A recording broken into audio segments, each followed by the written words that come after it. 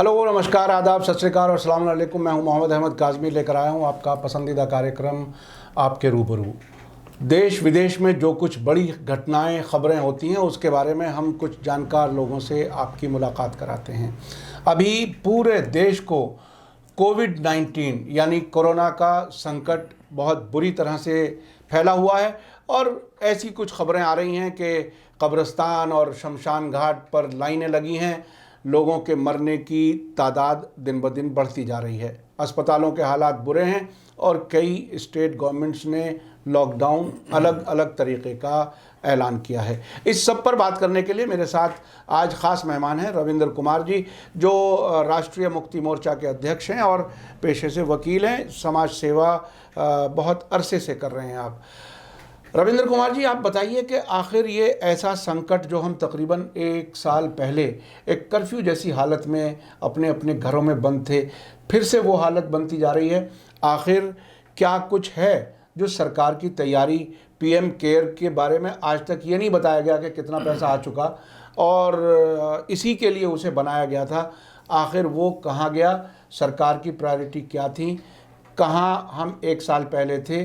क्या हम उससे भी पीछे चले गए हैं तैयारियों के हिसाब से, या कहाँ हैं? आपको क्या लगता है? रिपीट कर लीजिए। सवाल आपका बहुत महत्वपूर्ण है और आम जनता के जहन में भी यही सवाल आ रहा है कि आखिर एक साल में हमने किया क्या। पिछले साल आप देखेंगे कि जब 30 जनवरी को पहला केस हिंदुस्तान में कोरोना से डेथ का आया था केरल में, उसके बाद जो है सरकार को चेतावनी दी गई, लेकिन सरकार ने कहा कि कोरोना वोरोना कुछ नहीं है और ये राहुल गांधी जो है इस बारे में जानबूझकर जो है अफवाह फैला रहे हैं। मंत्रियों ने बयान दिए। उसके बाद हम देखते हैं कि मध्य प्रदेश में सरकार बदली गई, विधायकों की खरीद फरोख्त हुई, ट्रंप हिंदुस्तान आए और अहमदाबाद में उनका बड़ा स्वागत हुआ और वो दिल्ली और आगरा गए। और उसके बाद मोदी ने जब ट्रंप चले गए तो दिल्ली में उसी दौरान जो है दंगे हुए और शास्त्री पार्क और जो सीलमपुर का इलाका है उसमें कई लोगों के घरों को जला दिया गया, कई लोग मारे गए और फिर पुलिस ने वहाँ पूरा जुल्म किया। इस पृष्ठभूमि में आप देखें तो आप देखते हैं कि 24 मार्च को नरेंद्र मोदी ने पिछले साल लॉकडाउन की घोषणा की। 8 घंटे के नोटिस पे लॉकडाउन हुआ। अब पूरे देश का जो आर्थिक ढांचा है वो एक तरह से जैसे कोई चलती हुई मशीन को आप रोक दें, उन्होंने रोक दिया और हज़ारों की तादाद में मजदूर जो है सड़कों पर अपने बच्चों बीवी के साथ जो है हमने देखे कि घिसड़ते हुए जो अपने अपने घरों को जा रहे हैं। तब भी देश में यही हाल था कि टेस्टिंग के लिए इक्विपमेंट नहीं थे, टेस्टिंग के लिए जो किट थी वो नहीं थी, लोगों को उस समय कोई वैक्सीन नहीं थी, तो ये इलाज का कोई समाधान नहीं था। और अस्पतालों में लोगों को जब भर्ती किया जाता था तो उनको ऑक्सीजन देने के लिए ऑक्सीमीटर तक नहीं थे, ऑक्सीजन की व्यवस्था नहीं थी और उसके बाद हम देखते हैं कि वेंटिलेटर नहीं थे। तो मोदी जी ने कहा कि पीएम केयर फंड बनाओ और इसमें पैसा जमा करो और उसमें मेरी जानकारी के मुताबिक 73,800 करोड़ रुपए आज तक जमा हुए हैं। अब इतनी बड़ी रकम में कहाँ खर्च हुआ किसी को नहीं बताया गया, लेकिन ये बताया गया कि इससे वेंटिलेटर खरीदे गए, इससे ऑक्सीजन की मशीनें खरीदी गई।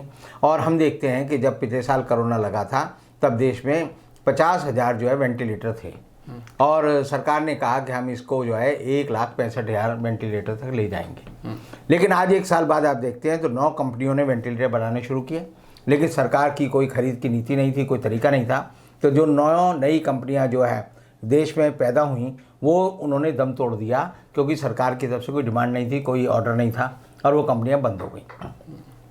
अब आज हम फिर उसी हालत में हैं कि वेंटिलेटर कंपनियां ऐसी हालत में, जबकि कोरोना रुका नहीं है जी और सरकार के पास पैसा भी है, पीएम केयर भी, और फिर हेल्थ मिनिस्ट्री के अपने बजट्स होते हैं, उसके बावजूद वो फैक्ट्रियां बंद होने पर मजबूर हो गई क्योंकि उन पे ऑर्डर नहीं थे। हाँ। तो कई नए एंटरप्रेन्योर सामने आए, उन्होंने किया। तो इसमें तो ऐसा लगता है कि सरकार खुद क्या इस बीमारी के बारे में ही उसको यकीन नहीं था? नहीं। या ये करप्शन था? आखिर क्या कुछ? मोदी जी का एक लक्ष्य है कि गुजराती आदमी को आगे बढ़ाओ। तो वेंटिलेटर की जो 9 कंपनियां बनी उनमें 2 वेंटिलेटर की कंपनियां जो गुजरात की थी, जिनके जो वेंटिलेटर थे सब स्टैंडर्ड थे, तो उन्होंने उनको 10,000 वेंटिलेटर का वो ऑर्डर दिया। उन्होंने बनाए भी और वो वेंटिलेटर इतने 3rd ग्रेड थे कि वो एक साल में ही दम तोड़ गए। तो आज के समय में फिर वही संकट है, ऑक्सीजन मशीन नहीं है, ऑक्सीजन के साथ वेंटिलेटर नहीं है, आज भी टेस्टिंग किट नहीं है, आज भी जो वैक्सीनेशन की प्रॉब्लम है। हिंदुस्तान बायोटेक और बाकी जो कंपनियां हिंदुस्तान में जो वैक्सीन बनाती हैं उन कंपनियों ने कहा कि हम जो है 100 करोड़ वैक्सीनेशन की मशीन वो वैक्सीन बना के देंगे। उन्होंने बनाई भी। मोदी जी ने क्या किया कि उसमें से जो मोटा हिस्सा था उसको विदेशों को बेच दिया, और विदेशों को बेचने के बाद हमारे नीति आयोग के डॉक्टर पॉल हैं, वो कहते हैं जी हमारे को जो है 30 करोड़ जो है वैक्सीनेशन की वैक्सीन रहेगी तो हमारा काम चल जाएगा। क्योंकि हमारी प्रायोरिटी क्या है? हमारी प्रायोरिटी है कि जो बुजुर्ग हैं 65 साल से ज़्यादा उनको लगानी है, जो कोरोना के वॉरियर हैं, जो कि मेडिकल स्टाफ के लोग हैं, और जो फ्रंट लाइन में रहने वाले पुलिस के लोग हैं, सफाई कर्मचारी हैं, म्यूनिसिपल कॉर्पोरेशन के लोग हैं, उनको लगानी है। और उन लोगों को लगानी है जिनको कोई बड़ी गंभीर बीमारी है, हार्ट की बीमारी है, या यानी सबके लिए लगानी उनकी प्रायोरिटी नहीं थी। हाँ। और उसमें भी पता चल रहा है कि अभी जो पता चला कि कई करोड़ जो वैक्सीनेशन है कि जो वैक्सीन है वो ख़राब हो गई, उनकी डेट थी वो निकल गई। और इस तरह से देश में आज भी सरकार खुद कहती है कि हमने 11 करोड़ लोगों को वैक्सीनेशन किया है।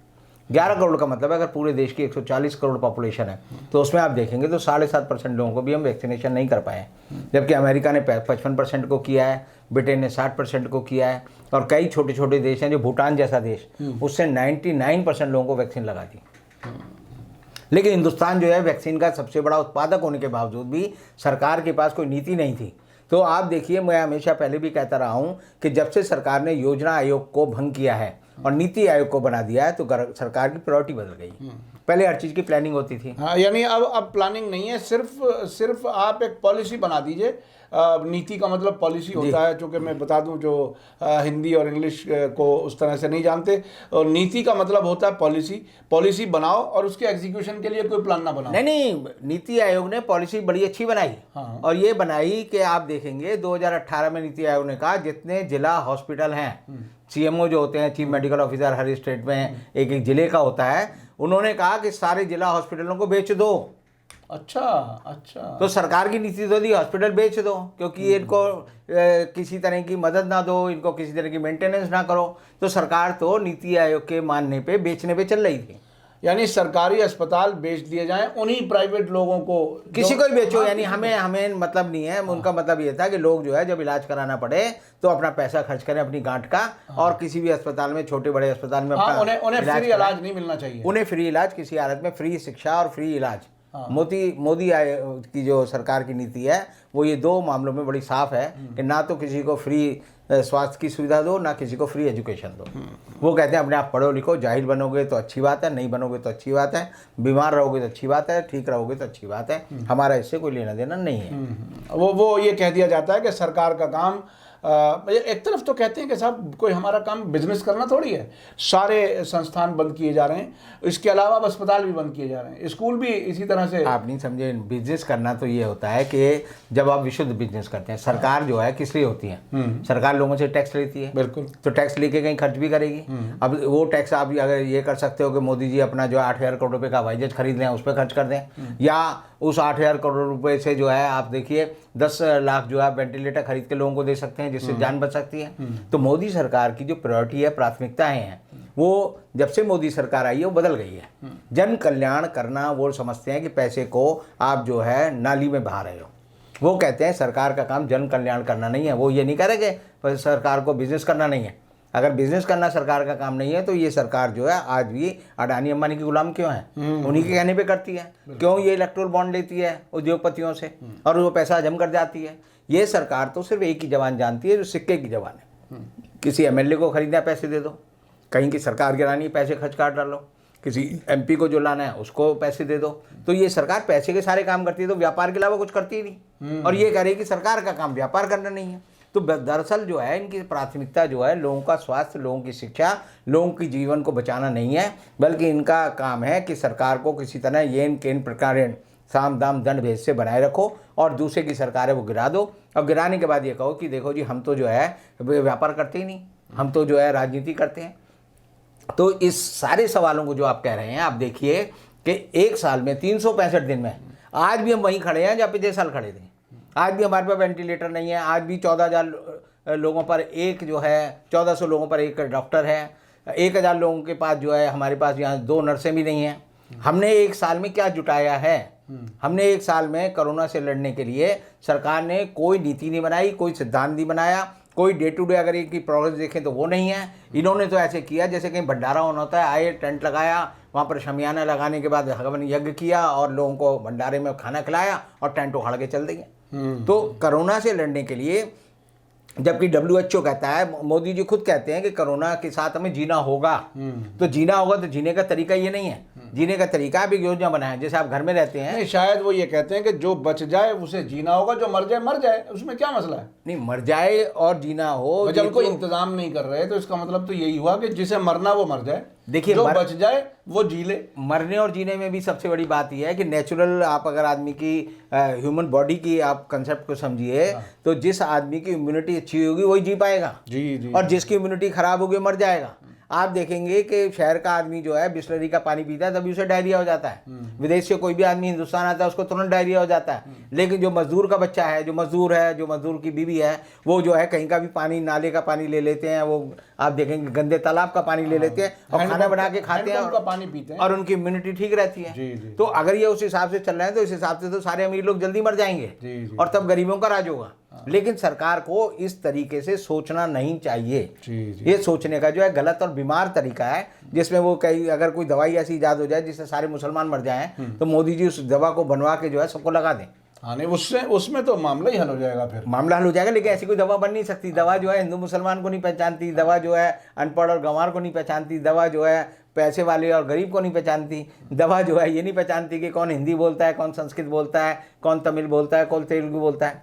तो ये तो जो है सारी चीज़ें जो है ये यूनिवर्सल चीज़ें हैं। ये किसी भी आदमी के अपनी बॉडी का जो उसका इम्यून सिस्टम है उस पर डिपेंड करता है।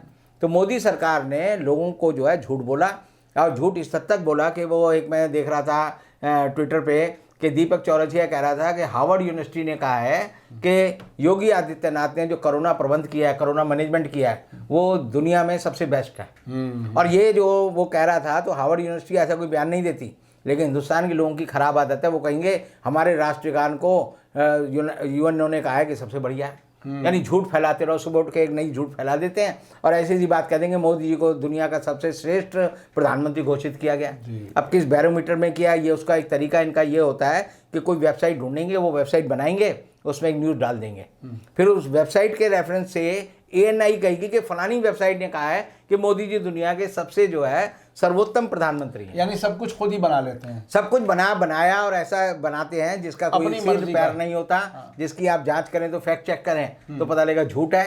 और आपने देखा होगा दीपक जो इनके मालवीय हैं, जो अमित मालवीय है, जो इनके IT सेल के प्रधान हैं, उनको उन्होंने सेंसर किया कि झूठ बोलता है, ट्विटर में झूठ बोलता है, संबित पात्रा को कहा ये झूठ बोलता है, दीपक चौरसिया को कहा झूठ बोलता है। तो झूठ की फैक्ट्री लगाने से सच नहीं बन जाता। और इसीलिए जो आज हमारे सामने कोरोना का संकट है, तो वो ये संकट है कि एक साल में हमने कोई तैयारी नहीं की है, कोई पारदर्शिता नहीं है। आज भी कोरोना में आप देखेंगे सरकार कहती है भोपाल में 4 लाशें आई कोरोना की, जबकि वहाँ के लोग कहते हैं जी 112 लाशें जली, और 112 लाशों की जो है फोटो अखबार छापते हैं कि जी 4 नहीं मरे, 112 मरे हैं। आप देखेंगे लखनऊ में जो भैंसा कुंड है, जहाँ पर कि आदमी और औरतों की लाशें जलाई जा रही हैं, वो 250 से ऊपर हो गई। और 250 से ऊपर हो गई तो योगी आदित्यनाथ को लगा कि ये मेरी बदनामी हो रही है, तो उन्होंने उसे चारों ओर दीवार बनवा दी, टिन की दीवार बनवा दी। उसी तरह बनवा दी जैसे मोदी जी ने कहा कि अहमदाबाद में ट्रंप आएगा या गरीब लोगों को देखेगा, तो उन्होंने दीवार खड़ी कर दी। तो ये सच को झूठ बनाने में और झूठ को सच बनाने में बड़े माहिर हैं, और सच को छिपाने के लिए किसी भी हद तक जा सकते हैं, किसी भी हद तक जा सकते हैं। ये और इसीलिए जो है हिंदुस्तान में जो कोरोना का संकट है वो इसलिए संकट है क्योंकि हमारी किसी भी काम में पारदर्शिता नहीं है। सरकार की किसी भी बात में, पहले आप देखेंगे, पहले कोई चलता था तो ICMR का साइंटिस्ट आके बयान देता था, मिनिस्ट्री ऑफ हेल्थ का एक अंडर सेक्रेटरी और जॉइंट सेक्रेटरी आके बयान देता था, फिर वो भी परंपरा खत्म हो गई। आज के समय में आपको कहीं नहीं पता चलेगा कौन कहाँ हो रहा है, इस हाथ को नहीं पता दूसरा हाथ क्या कर रहा है, क्योंकि सरकार दरअसल कुछ कर ही नहीं रही। ये सिर्फ जो है इवेंट मैनेजमेंट की सरकार है, और इवेंट मैनेजमेंट की सरकार जो है आप देखेंगे, जैसे मोदी जी कहते हैं, दिल्ली हाईकोर्ट कहती है कि जी अगर कार में अकेले बैठे हैं तो आप जो है कोरोना के लिए मास्क पहनो, नहीं तो 2000 रुपये का जुर्माना दो। अब दिल्ली हाईकोर्ट की जज ने एक अकल की बात कही, लेकिन वहाँ के जो उत्तराखंड में हरिद्वार में जो कुंभ चल रहा है, उसके वहाँ के मुख्यमंत्री कहते हैं जी कोरोना अगर किसी को होता है तो ये समझो कि गंगा मैया की कृपा है। अब ये कृपा कैसे बन गई, उन पर किसी पे मास्क नहीं। और मोदी जी जितनी भी सभाएं कर रहे हैं उनमें किसी पे मास्क नहीं है। मोदी जी कभी किसी को नहीं कहते कोरोना से दूर रहो। तो मोदी जी को मुझे लगता है कि उनका जो व्यक्तित्व है वो सिजोफ्रेनिक है, यानी द्विखंडित है। डॉक्टर जयकाल और मिस्टर हाइड वाला मामला है कि एक जगह तो वो जाकर जो है बिल्कुल संत बन जाते हैं, दूसरी जगह उच्च दर्जे के जो है राजनीतिक बन जाते हैं। तो वो बंगाल जब जाते हैं तो कहते हैं कोरोना कोई है ही नहीं, कोरोना को भूल जाओ और मुझे वोट दो, भीड़ इकट्ठी करो, क्योंकि वहाँ इलेक्शन लड़ना है, वहाँ सरकार बनानी है। और दिल्ली आते ही उनका वो जो व्यक्तित्व है वो खत्म हो जाता है। दिल्ली आके वो समझाते हैं कोरोना से ढंग से रहो, डिस्टेंस रखो, मास्क पहनो, सारी जो एहतियात है वो मानो।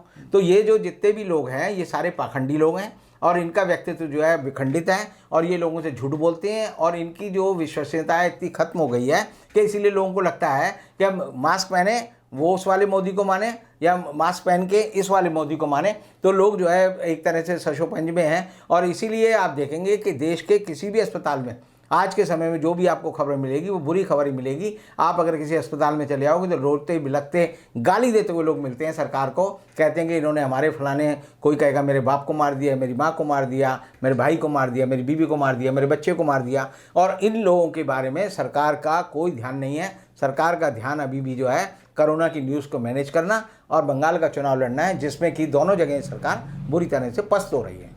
बहुत बहुत शुक्रिया रविंद्र कुमार जी। चूँकि सोशल मीडिया पे बहुत लंबी बात नहीं हो सकती, कई और इशू थे मैं सोचता था बात करते, लेकिन कोरोना एक इतना बड़ा संकट है जो पूरे देश को, पूरी दुनिया में जहाँ जहाँ हो रहा है वो तो चीज़ें हो ही नहीं, लेकिन अपने यहाँ मिसमैनेजमेंट इतना है कि इसमें सरकार ने कोई इंतज़ाम नहीं किया। एक साल पहले जहाँ हम थे उससे और बुरी हालत में नज़र आ रहे हैं। और रविंद्र कुमार जी आपने बिल्कुल सही कहा कि कोई ट्रांसपेरेंसी नहीं है, कोई इंतज़ाम नहीं है, पैसा कहाँ आया, कितना खर्च हुआ, क्या कुछ हो गया। और वेंटिलेटर बनाने वाली कंपनियां बन के बंद भी हो गई कि सरकार ने उनसे ख़रीदने की बात ही कुछ नहीं की। जो गुजरात की 2 कंपनियां थीं वहां से माल ख़रीदा गया, वो इतना घटिया कि उसने 1 साल में ही सांस तोड़ दिया। तो ये है हमारी सरकार की हालत। इस हालत में हमें जीना है।